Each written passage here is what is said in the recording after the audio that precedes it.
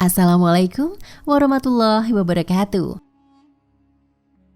Tembok Ya'juj dan Ma'juj yang keberadaannya masih menjadi misteri hingga saat ini.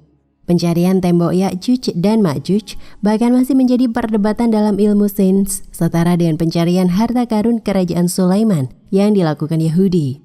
Salah satu tanda kiamat segera datang adalah munculnya dua suku perusak yang bakal menguasai bumi, yaitu Ya'juj dan Ma'juj. Untuk mencari informasi tembok Ya'juj dan Ma'juj, kami mengumpulkan dari berbagai sumber, salah satunya dari kisah Zulkarnain dan Ya'juj wa Ma'juj dalam kajian tafsir Al-Quran menurut Quroi Shihab Al-Maragi dan Buya Hamka, studi komparatif. Banyak dikisahkan sebelumnya, Zulkarnain, seorang raja besar, telah mengurung kaum Ya'juj dan Ma'juj.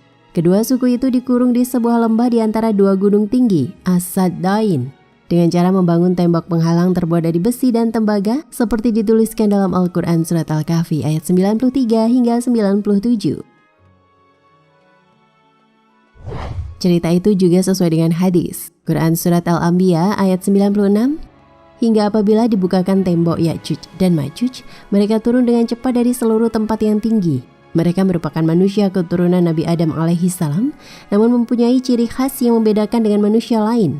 Pada umumnya wajah mereka lebar, mata kecil atau sipit, dan rambut atasnya berwarna putih.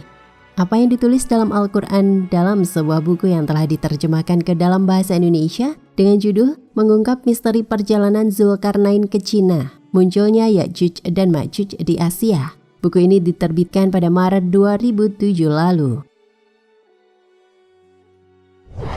Di dalam bukunya, Syekh Hamdi sangat yakin dan tanpa ragu menyatakan bahwa tembok Cina adalah tembok yang dibangun Zulkarnain. Ia kemudian menyebutkan secara detail penelitian dan bukti-buktinya. Namun jika dilihat secara fisik, terdapat perbedaan yang sangat jelas antara tembok yang dibangun Zulkarnain dengan tembok Cina. Pertama, tembok Cina terbuat dari susunan batu bata, sedangkan dalam Al-Quran disebutkan tembok Zulkarnain terbuat dari tumpukan besi yang kemudian dicampur dengan tembaga.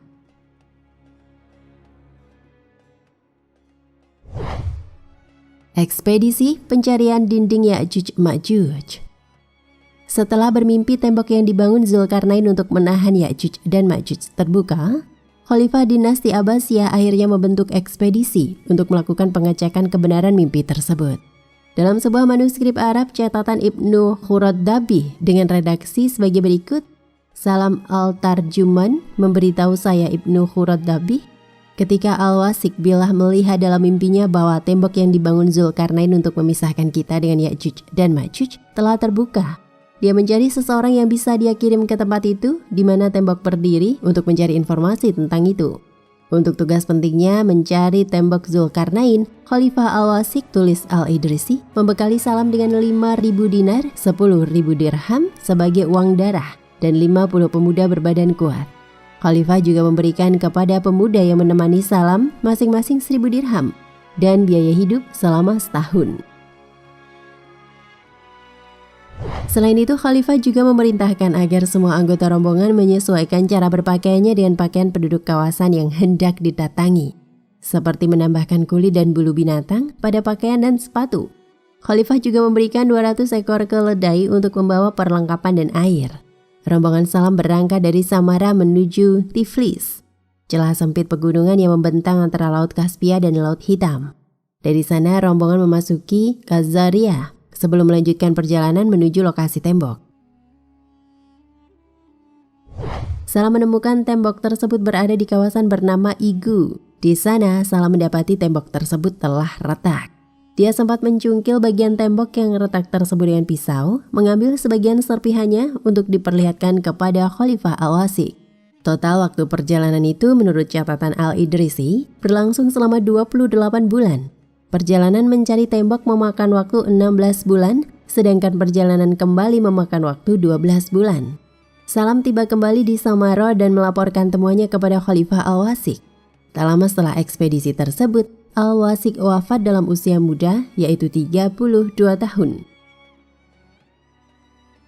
Di mana sebenarnya lokasi tembok yang ditemukan Salam? Sampai saat ini masih menjadi misteri yang tak terpecahkan, sehingga muncul keraguan tentang kebenaran laporan perjalanan tersebut. Bahkan Donzel dan Smith sampai pada kesimpulan bahwa Salam telah mencampur adukan fakta dengan fantasi.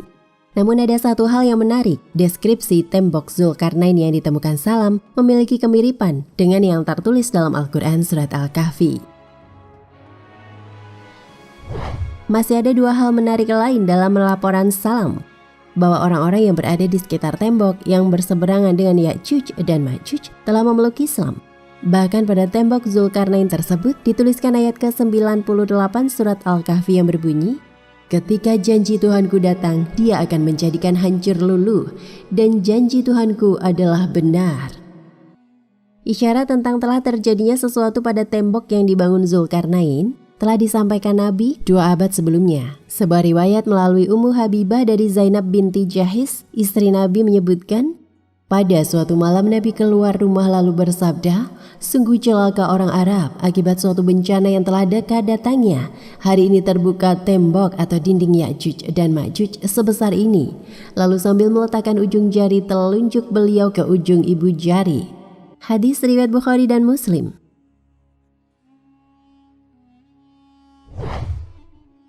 Siapa Salam Al-Tarjuman?